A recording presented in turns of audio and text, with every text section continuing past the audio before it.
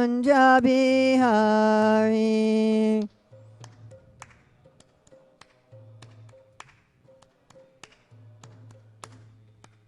Gopi Jana Ballabha Girivaradari.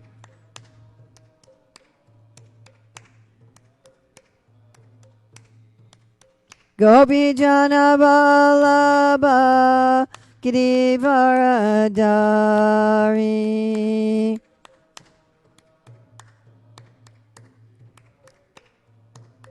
Yasodanandana Brajajana Ranjana. Jasodanandana Brajajana Ranjana. Yamuna Tiravanachari. Yamuna Tiravanachari. Jaya Radha Madhava Kunja Bihari.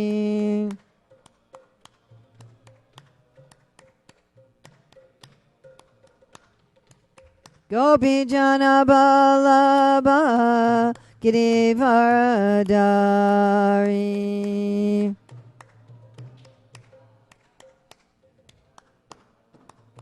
Yasodanandana Brajajana Ranjana.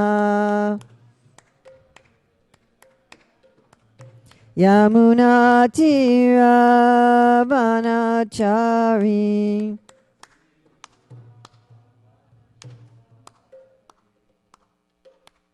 Jayam Vishnupad Paramahamsa Parivrajikacharya Asatara Satasri Srimad His Divine Grace A.C. Bhaktivedanta Swami Maharaj Prabhupada Ki Jai.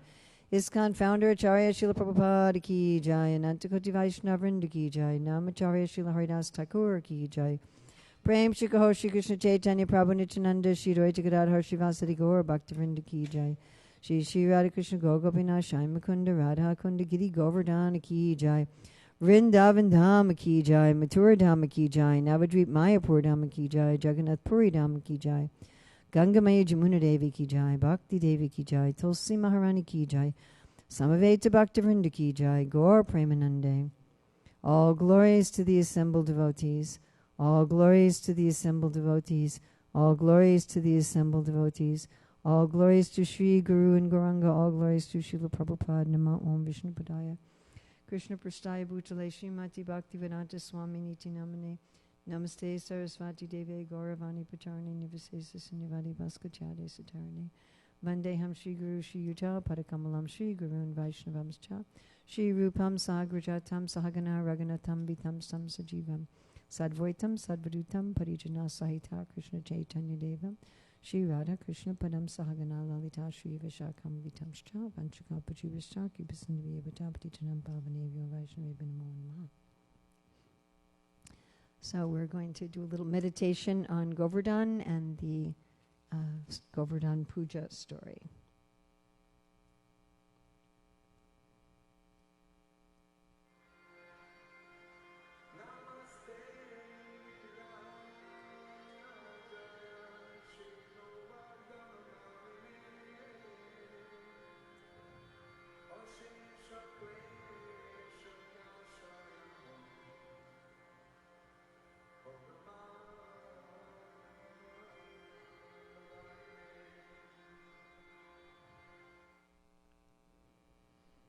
So maybe we can read the English together. I offer my respectful obeisances unto the King of all hills, Govardhan Hill, the source of enjoyment for the senses, land, and cows. He is a servant of Krishna and is Krishna himself. He puts an end to unlimited sufferings and bestows the supreme bliss. So sometimes there's this debate, is Govardhan Krishna or a devotee? But this is not very difficult to understand. And just like Sri Chaitanya Mahaprabhu is Krishna and a devotee, even Balaram is Krishna and a devotee. In fact, we can say all of the expansions of Krishna are Krishna and a devotee of Krishna, a Kaliyashwar Krishna Everyone else is britya. Everyone else is a mood of service. So, of course, just on Friday, we were reading this verse from the Bhagavatam, which our acharyas say was spoken by Srimati Radharani, about the glories of Govardhan. So we're going to meditate on the different aspects of this verse. So, of all the devotees, this Govardhan hill is the best. By the way, do we have lots and lots of best devotees? Who's another best devotee? Lord Shiva, who else? Radharani, Tulsi Devi, yes. If those of you who read the Brihad Bhagavatamrita Part 1, you know, Narada Muni keeps trying to find the best devotee. So in the spiritual world, in spiritual life, there can be many bests. Right? In material life, there's only one gold winner in the Olympics.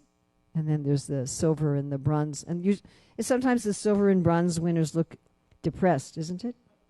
Which is ridiculous. You're second best in the world and you're depressed. So that's the way it is in the material consciousness. But in spiritual consciousness, just like Sanatana Goswami says in Brihad Bhagavatamrita, that each cowherd boy feels, I am Krishna's favorite, and each cowherd boy is Krishna's favorite. You know, sometimes we're thinking all the good parts are taken. Like if you wanted to try out for a drama and all the good parts are taken, you just get a bit part.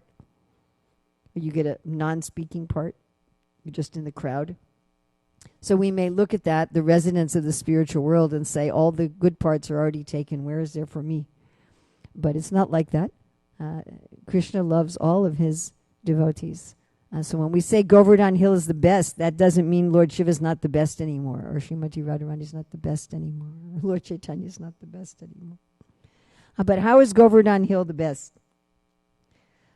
So, oh my dear friends, this hill supplies Krishna and Balaram, as well as their calves, cows, and cowherd friends, with all kinds of necessities. So here we get some indication of what does the best devotee do. The best devotee is supplying Krishna and Balaram and all of their friends with their necessities to serve the Lord and to serve the devotees of the Lord. So we're serving Radha Goloka Nanda, and we also serve the devotees, right? Make sense to everybody? Yes, that is Govardhan's mood. So what does he serve with?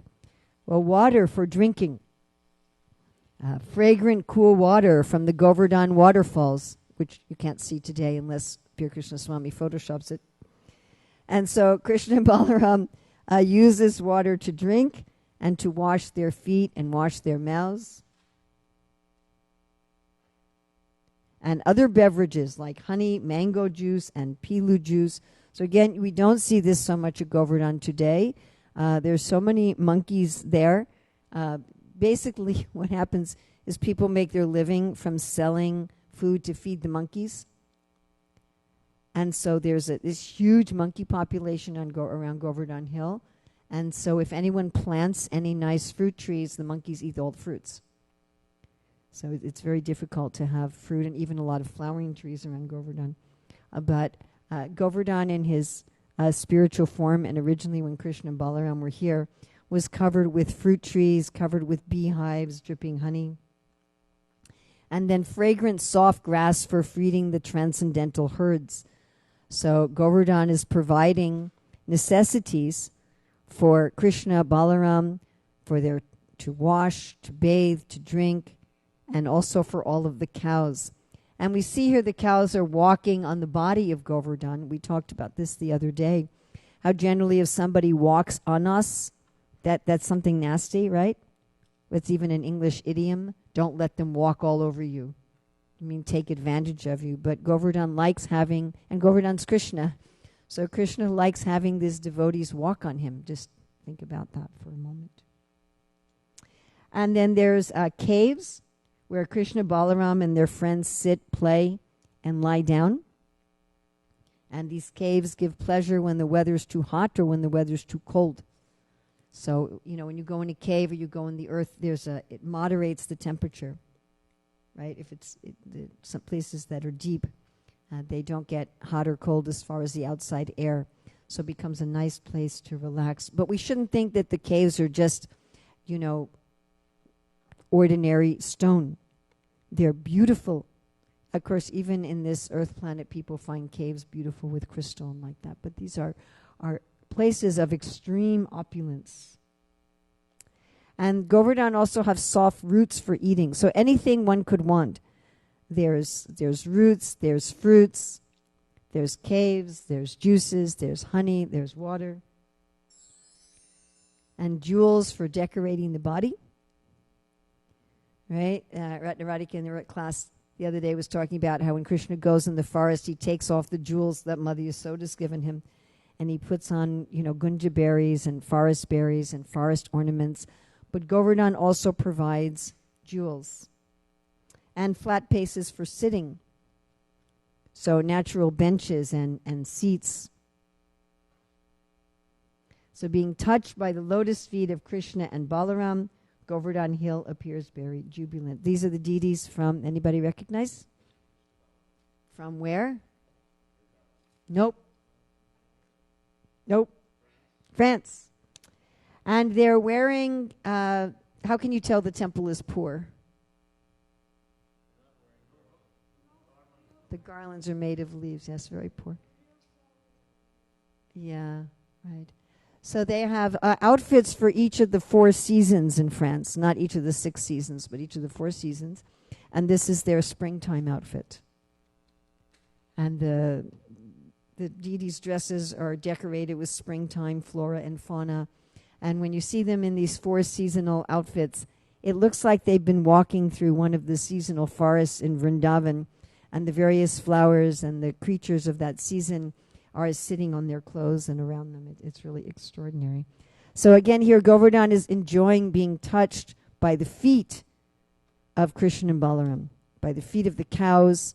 It doesn't sound very pleasurable, would it, for cows to be walking on you?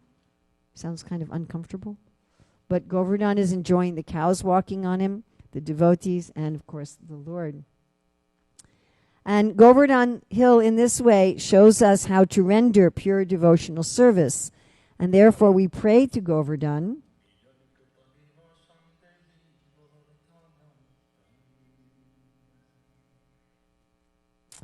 So now to the story. I actually have another meditation on Govardhan that I don't think I'll have time for today. So now to the story. So Krishna asked his father, "What are you doing?" Krishna's just a little boy. How old is Krishna? 7.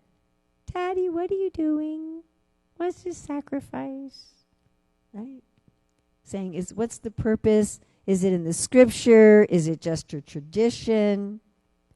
And by the way, we should ask these kind of questions of things that go on. Yesterday we were studying in Bhakti Shastri, where Srila Prabhupada says in the purport to 434 that what is condemned? And blind following. Absurd inquiries and blind following. So blind following can be when you follow a tradition that's not bona fide. You just, your mother did it, your grandmother did it, and you don't know why they did it, but you still do it. So I once heard a story of a woman who, whenever she would cook a particular prep, she would always cut the ends off first. I think of a certain kind of bread. She always cut the ends off. And then her daughter did it, and her daughter. And one day, they said, why do we do this? And they found out it was because their great-great-grandmother had a pan that was too small, so that whenever she made the prep, she had to cut the ends off. But they thought, okay, that's how you have to make the prep. So, we have these things that go on that we think, well, this is the way it should be done. Right? I had this, should I say this? I don't know. So there's one temple which shall remain nameless, which even recently didn't allow women to chant japa in the temple room. And I went to the temple president, good friend of mine, he and his wife. And I said, Prabhu, there's a GBC resolution now for many years, and it's Prabhupada's direct instruction that women should chant japa in the temple room. And he said, well, I like to do it old school. And what he meant is when he joined ISKCON, because of the instructions of 2 erstwhile sannyasis, women were kicked out of the temple room for japa. So because he was trained wrongly, he thought, oh, that's the way it has to be. And anyone who's proposing something else is introducing some concoction. And I said, now actually that was a concoction. I wasn't really able to make much headway with that. He said, you can chant japa in the temple room. I'm like, that's a little awkward. So I would sit right outside the temple room and protest by the shoes. But anyway, we should ask these kind of questions. Is this actually in the Shastra?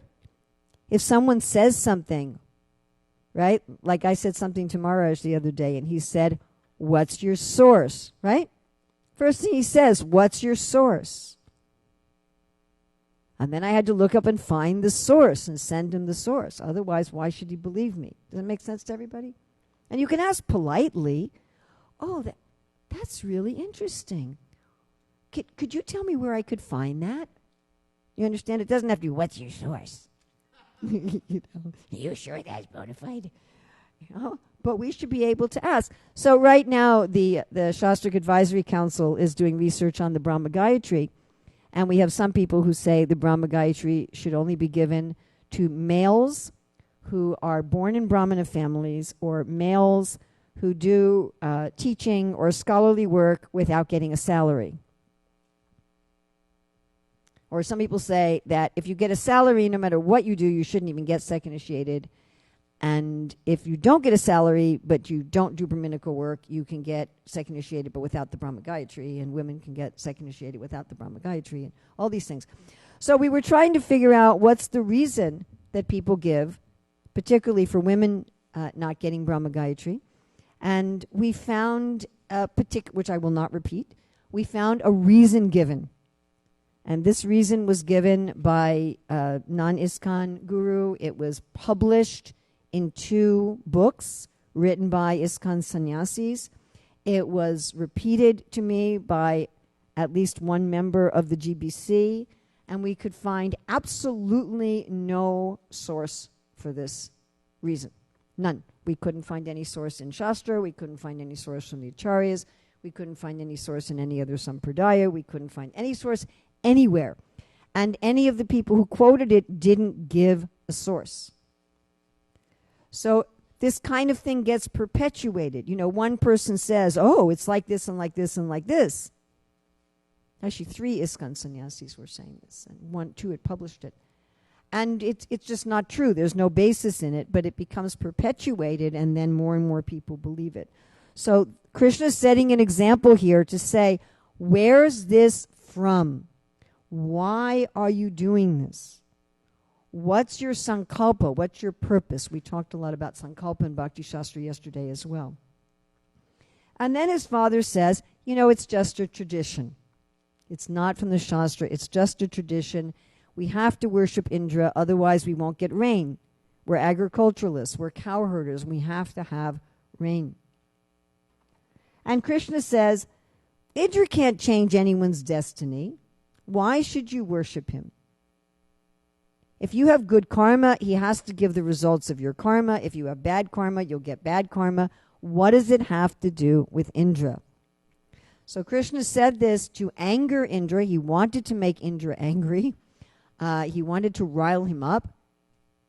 Sometimes Krishna puts us in those sort of situations too to see how we'll respond, right? Our ego gets hit. I was talking to a devotee like this the other day who's been now for years falsely accused of very serious things. And he's fighting. And I said, Prabhu, what are you fighting for? It's ultimately about honor, dishonor, fame, and infamy. No, it's about principle. I said, no, it's not. I have to clear my name. I said, 2nd chapter Bhagavad Gita. You've tried. Right? So Krishna may rile us up in various ways. Yes? Does he do this to all of us? Yes? Say things that make our false ego go, I'm right. Yes. And Krishna also wanted to establish that the demigods are servants. So then Krishna said, may the sacrifice for the pleasure of the cows, the brahmanas, and Govardhan Hill begin. So after speaking all this philosophy, and interesting from a hermeneutics point of view, that Krishna speaks a karma mimamsa, or a false materialistic philosophy, to his father. And this speaking of Krishna is in the, what book is it in? These verses are in the Srimad Bhagavatam, spoken by Krishna. They're not spoken by Hiranyakashipu. They're spoken by Krishna. But they're opposed to Siddhanta. Isn't that interesting? Yes. There are statements that are simply repeating of Siddhanta. There are statements that are contextualized Siddhanta. There are statements that support Siddhanta. And then there are statements that oppose Siddhanta. So Krishna himself in the Bhagavatam is making statements that oppose Siddhanta. And one has to understand these distinctions to understand the statements of Shastra. So Krishna is trying to bring everyone, all of his devotees, just to worship him and to worship Govardhan. And he says, just take all this stuff for Indra and use it for Govardhan. Would any of you like that if there was a party planned for you and all the paraphernalia went to somebody else? Yeah, but I mean, he's not thinking Krishna is God. He's thinking Krishna is just this talkative boy. Would you like that if someone like had a whole party planned for you? You would like that, right? Or, you're going to get married and everything's set up for your wedding and you go there and someone else is getting married and using all of your stuff. He says, let many different kinds of foods be cooked, from sweet rice to vegetable soups. So as we talked the other day, this is our harvest festival. Every society has harvest festivals. Govardhan Puja is a festival where we don't fast. And there's a huge feast.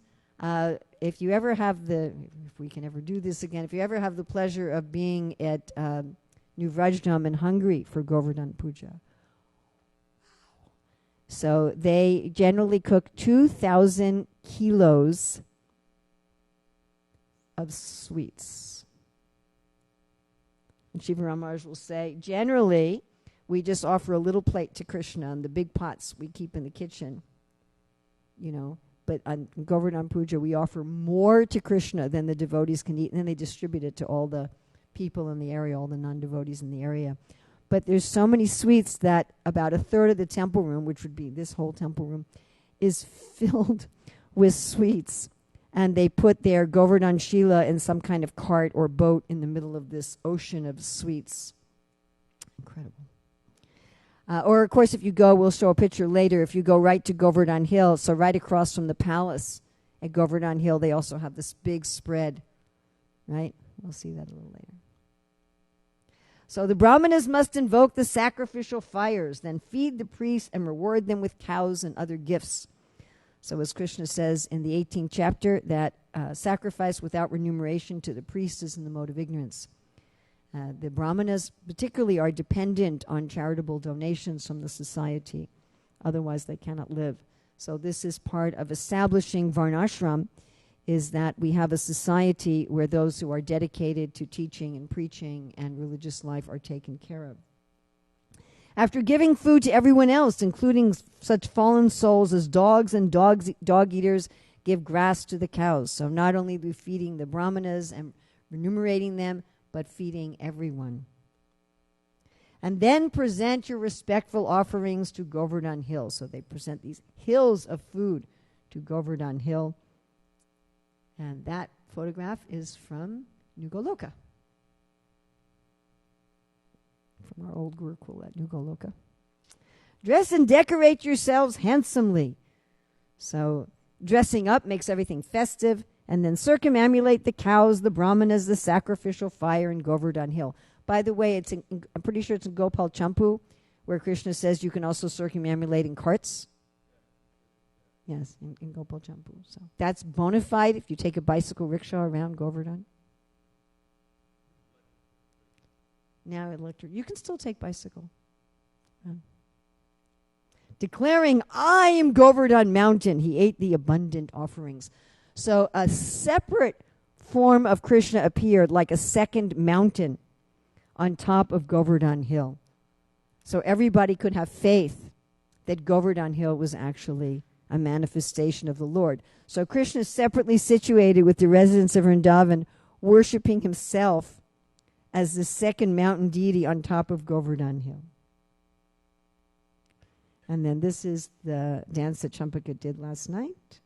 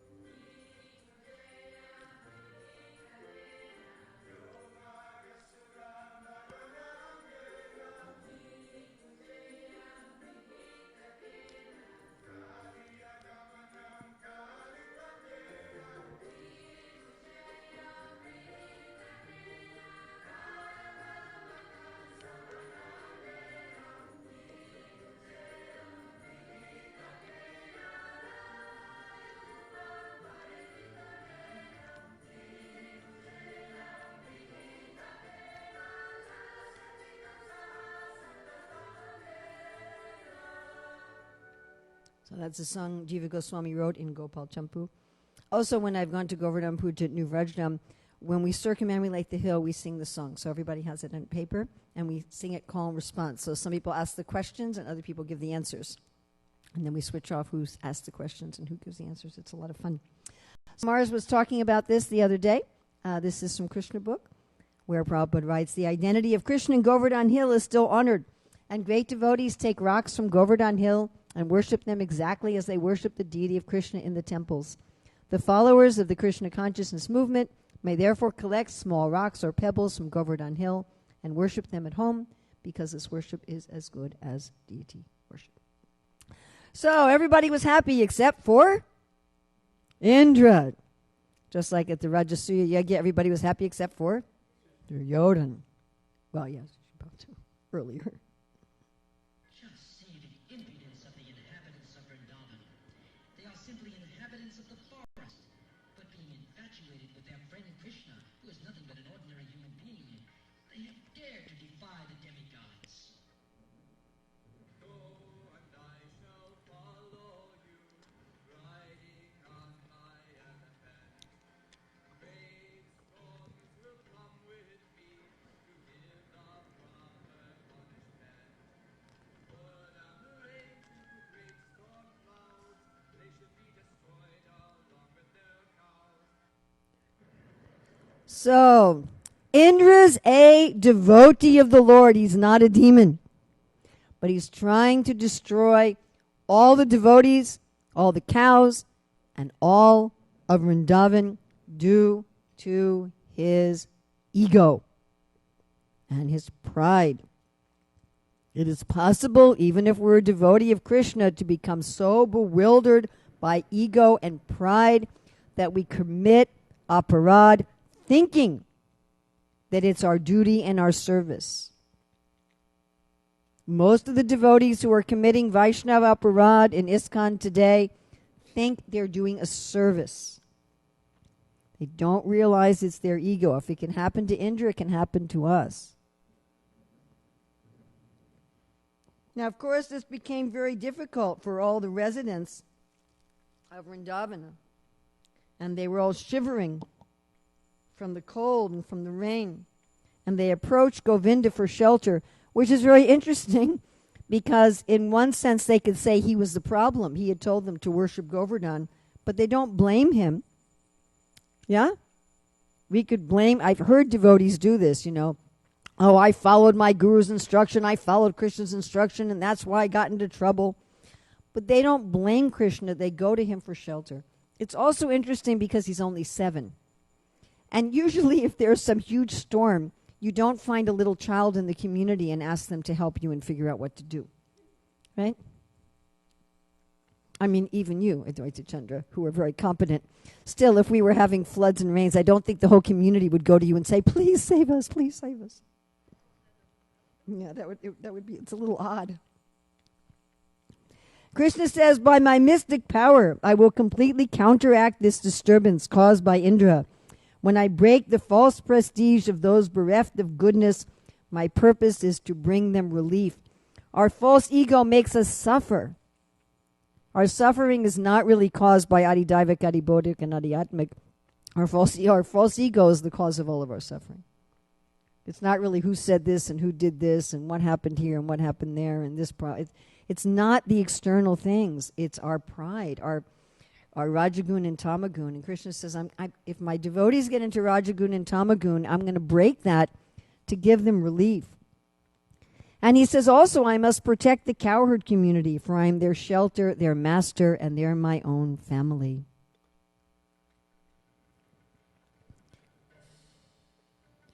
And then Krishna picked up Govardhan Hill as easily as a child picks up a mushroom. Now, this is also a very unusual way to deal with a flood. Like, just the other day, we had flood warnings here, right? What was it, last Thursday, I think? Yeah, we had flood warnings. You know, my phone was yelling at me that there were floods. So no one said, go pick up a mountain. Right? They say, go to high ground. Go up to higher ground. So Krishna here picks up a mountain. It's a very unusual way to deal with the flood. And Ananda Vrindavan Champu, Kavi Karnapur describes that there was a whole village under this mountain.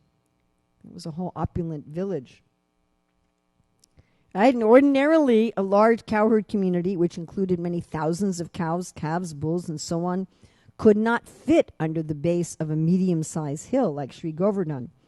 However, because the hill was in ecstasy, being touched by the hand of the Supreme Personality of Godhead, it acquired inconceivable power and even felt the hundreds of deadly thunderbolts thrown upon its back by angry Indra to be offerings of soft, fragrant flowers.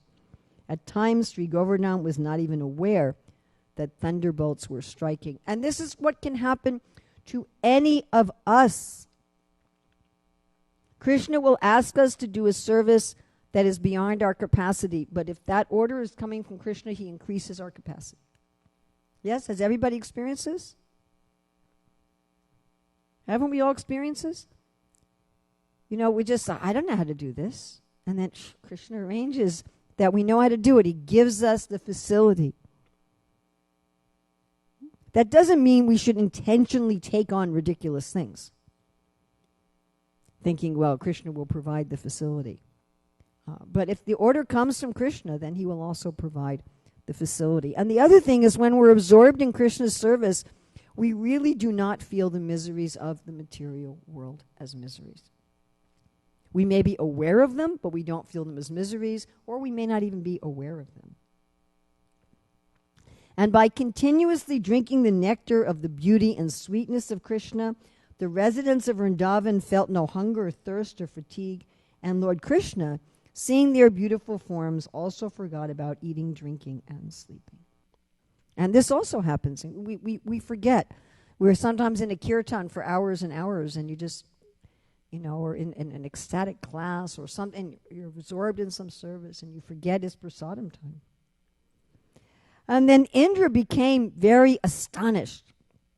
What an interesting way of breaking Indra's pride. You know, Indra brings out the clouds of universal destruction, and this little boy just picks up a mountain and stands there. You know, and then Indra just says, yeah, okay. And then he says to the clouds, this is not working. And then Krishna says, my dear cowherd men, take your wives, your children, your cows, everything, and go back to your homes with your possessions. Now, Sudarshan had been drying up the water, and nothing was destroyed in Vrindavan. Usually if there's a big flood like that, you know, your house is finished. Then while everyone looked on, the Supreme Personality of Godhead put back the hill in its original place, just as it has stood before. And the residents of Vrindavan overwhelmed with ecstatic love, came forward to greet Krishna according to their individual relationships. The demigods sang his praises and showered flowers. There was a great universal festival.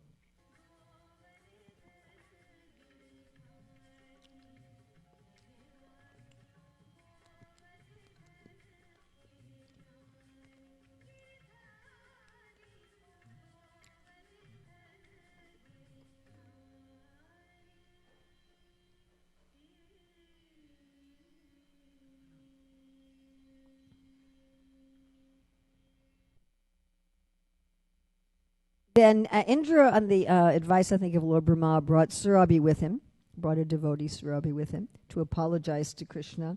And Krishna allowed Indra to apologize privately. How kind Krishna is to his devotee. Indra really messed up. Imagine if somebody wanted to kill all the residents of New Goloka and destroy the whole property. And Krishna allowed him to apologize privately. Indra was very ashamed. He fell down and lay his helmet, whose effulgence was as brilliant as the sun, on the lotus feet of Krishna. He said, engrossed in pride over my ruling power, ignorant of your majesty, I offended you. O Lord, may you forgive me. My intelligence was bewildered, but let my consciousness never again be so impure. Someday I'm going to do a whole study on proper apologies. But here, Indra really gets to the root of what he did wrong. It was my pride. It was my ego. And Krishna said, I wanted you to always remember me. A man blinded by intoxication with his power and opulence cannot see me nearby. Execute my order and remain in your appointed position, but be sober without false pride. This is unbelievable. We would not, guarantee you, we would not, in the Hare Krishna movement, leave someone in their position who had tried to murder everybody in a temple and destroy the temple.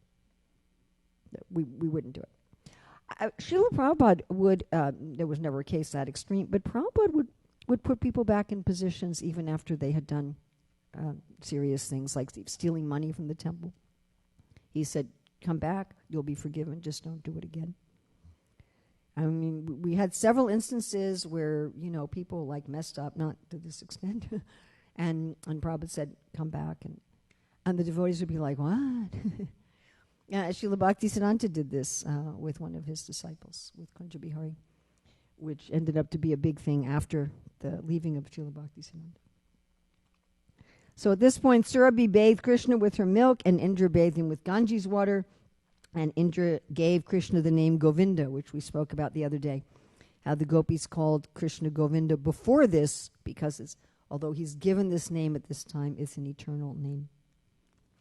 And then all living creatures, even those cruel by nature, became entirely free from enmity. So this is the Vrindavan atmosphere. There's no malice.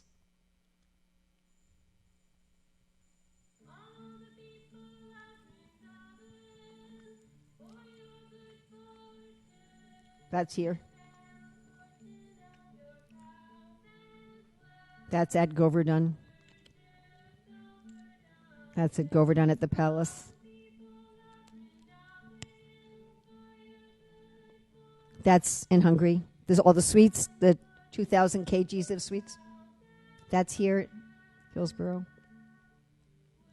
And this is at Govardhan Hill itself, right across from the palace.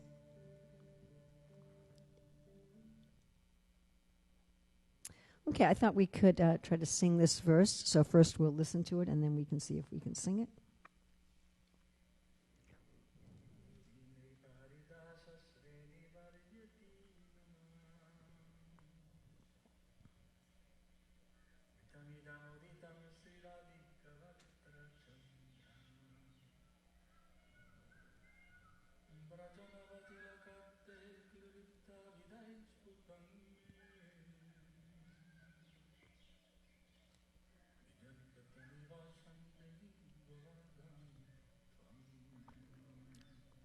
Okay, maybe we can try to sing it along with Havi. Everybody, we can try. Nipradidasya Shreni Varyati Nama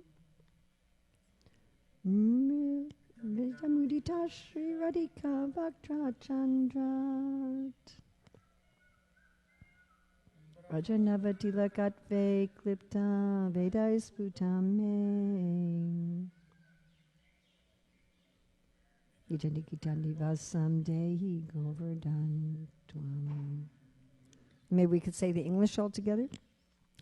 O Govardhan, O King of Mountains, O hill whose nectar name, the best of Lord Hari's servants, flows from the moon of Sri Radha's mouth, O hill that the Vedas declare to be the tilak marking of Raja, please grant to me residence near you.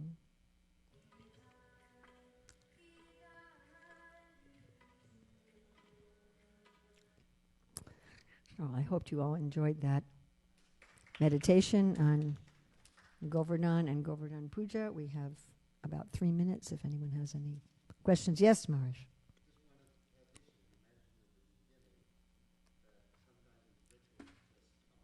Yeah.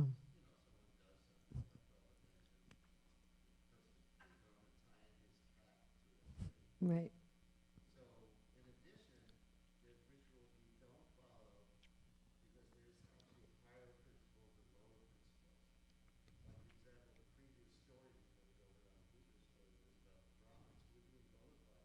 Mm.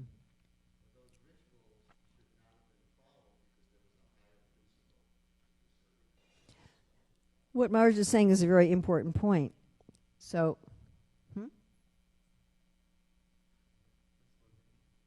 oh, it's Slovenia? So what Maharaj is mentioning is a very important point. So there are certain things we don't follow because they're not bona fide, and other things we don't follow because although they're bona fide, they're on a lower level. So this is also something we're looking at in our present Shastric Advisory Council research.